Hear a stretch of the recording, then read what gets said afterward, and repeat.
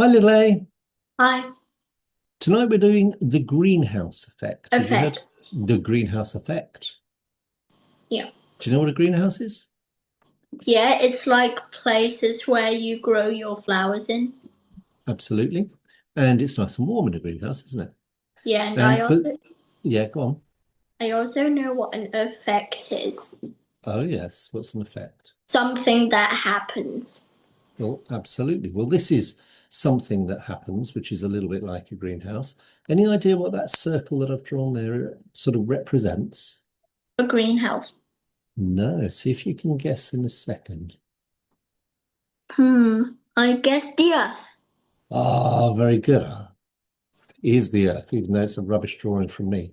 Um, so this is the Earth, and we've got a great big yellow thing up here. What do you think this great big yellow thing is up here? Any idea? The sun. Very good. And the sun produces lots of heat, and these are called infrared rays, okay? And they Infrared come here radiation. and they would heat you up. And the Earth would actually just basically just turn into a bit of toast if we were just left unprotected. But luckily, we've got a layer around the Earth which is called um, the ozone layer, which protects us like this. It goes all the way around the Earth, and that sort of protects us. And also our atmosphere. You know, the gases that are around the Earth, they protect us as well. And not all of the radiation, therefore, comes through. Um, but enough does for you to get a suntan, right? Hmm. Now, the Earth, as I say, would get very, very hot if it wasn't for the fact that what it's able to do is to reflect those rays out into the atmosphere. So in the atmosphere, we have hardly any energy at all. The temperature is very, very low. It's, all the particles in space, what particles there are barely moving at all. It's so cold. It's like about minus 270 degrees C, which, if you can imagine your freezer, Alvin, is probably about 6 times as cold as your freezer, right? So a bit chilly. So, of course, all of this heat will escape and that will help us to cool down, right? A little bit like if you're lying on the beach or something like that on a very hot day, then the heat will just dissipate from you. Make sense? But if you're in a greenhouse, you tend to get a bit toasty, don't you? You get a little bit warm, right? Go on.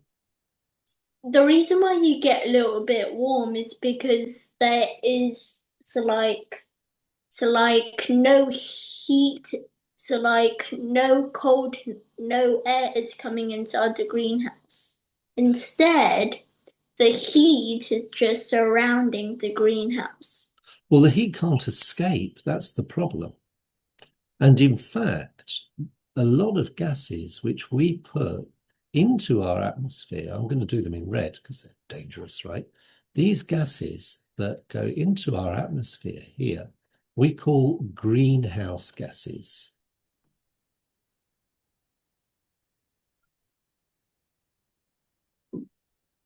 All right. So greenhouse gases stop this from escaping. So the heat gets reflected back in and we get even more warm, which isn't a good thing.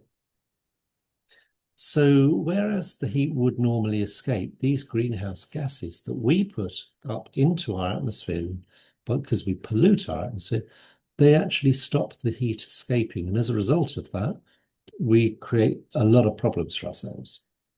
Now, I'm going to give you the names of some of these greenhouse gases. See if you've heard of any of them.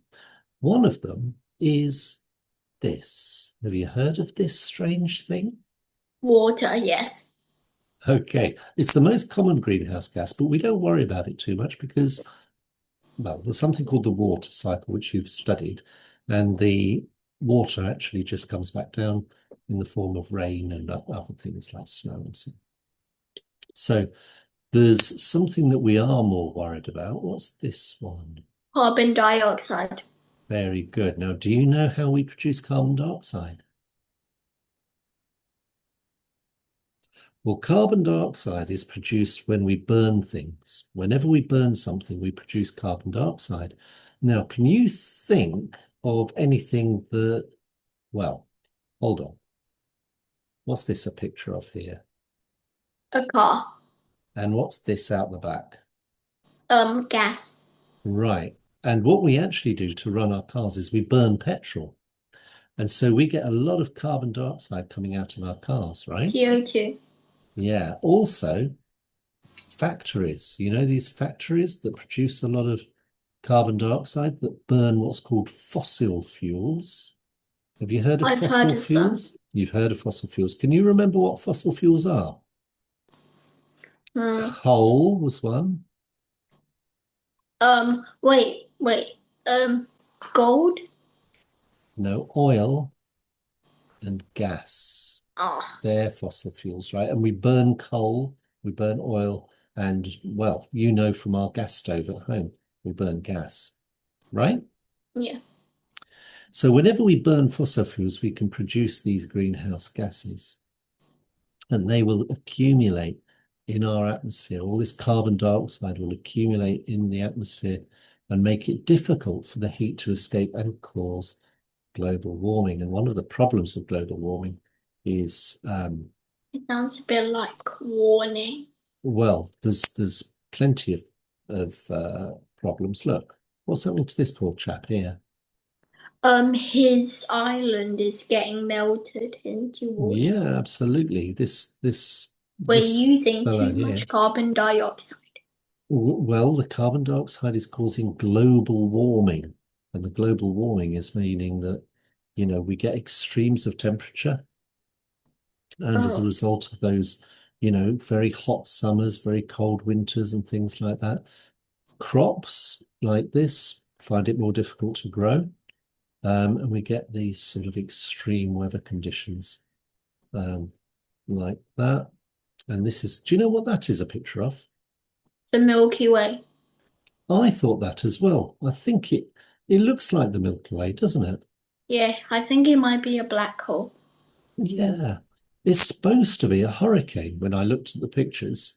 But anyway, never mind. We get hurricanes as well. So we get all sorts of extreme weather conditions as a result of this global warming. So the greenhouse effect is called that because the heat can't escape, like in a greenhouse. And the reason it can't escape is because of those chemicals that we pump into the atmosphere, like carbon dioxide. Make sense? See you. Bye. Bye.